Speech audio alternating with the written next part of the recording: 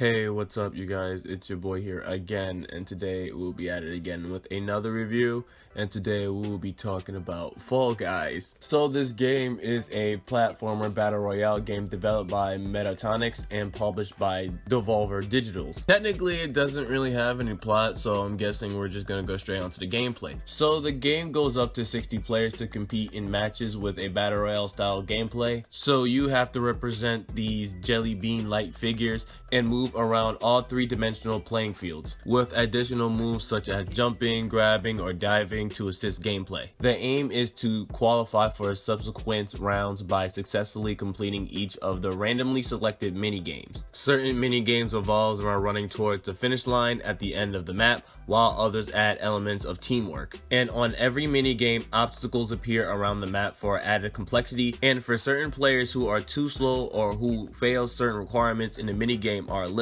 For the people who actually made it to the final round, the remaining few players compete in a final match with a randomized mini-game designed for a smaller player size, and the winner of the match is the last player standing. And while I was playing this game, they really need to fix their matchmaking system or internet connections or whatever they need to fix, because playing the game, for me, there are only two outcomes. Is either I win the game and then I end up lagging out for no reason at all, or I just lose the game altogether. And the more that actually happened to me, the less fun I had, because I'm seeing most of my friends get dubs in the game. And moral of the story, just fix it, dog. We should not have to deal with this, man. But other than that, you can literally purchase cosmetics and emotes for your character to show off in the game by in-game currencies called kudos. You can obtain kudos by completing matches, but if you win a match you get a crown, which is technically premium currency. And some of the costumes that are in the game are from different video games, such as Gordon Freeman from Half-Life series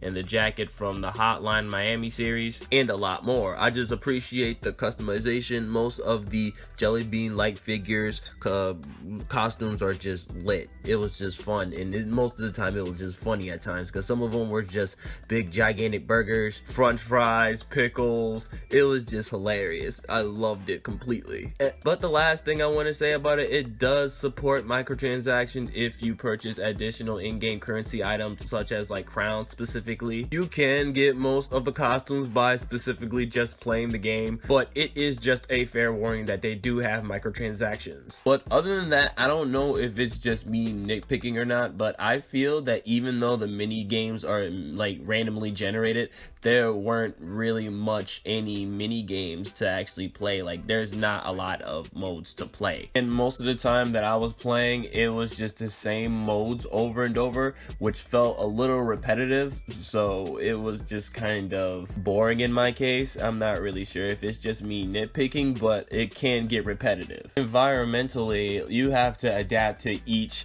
mini game. It's just funny because some of them have like little like obstacles that stand in your way and actually winning, especially when you get to the finish line. That shit is funny. They got fans that fly your way all across the map, and the good thing about the game is you do have checkpoints in the game, so if you don't make it to a certain part, it'll just bring you right back to that checkpoint. Graphically, in my case, it's technically really fair. It didn't really blow me away, but it's decent enough. And yet again, like most battle royale games, it does have some type of season pass, and like I said in most previous battle royale games, I feel that most of the season pass stuff is just not needed in this case. I can somewhat understand why they've done it. It's just a progress of the more you play the game, the more cool stuff that you get, but it just didn't intrigue me in this case. So I think that I talked about everything, so if I missed anything, let's just go hop onto the overview. So on the positive side of things, the overall gameplay was kind of fun. The customization was good. The environments is just brutal. I love that they have a whole bunch of checkpoints, and graphically the game is amazing. And of course, I didn't really say this in any form or fashion, but the game is just straight up fun, especially if you're playing with your friends. And on the negative side of things, you will lag or you will lag out of the game. They really need to fix that.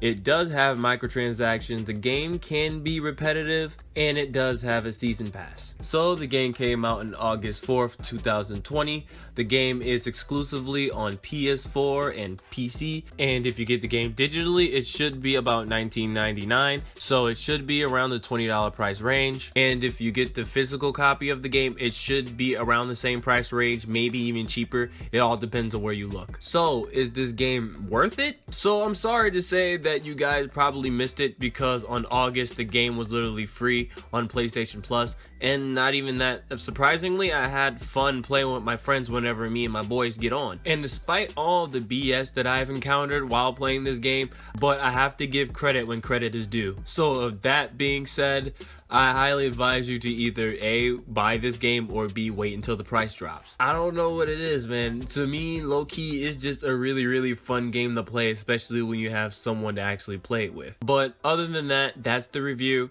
If you like the review, please don't forget to like, comment, and subscribe to the channel if you haven't subscribed to the channel yet. I do reviews, videos, PvP matches, streams, and more.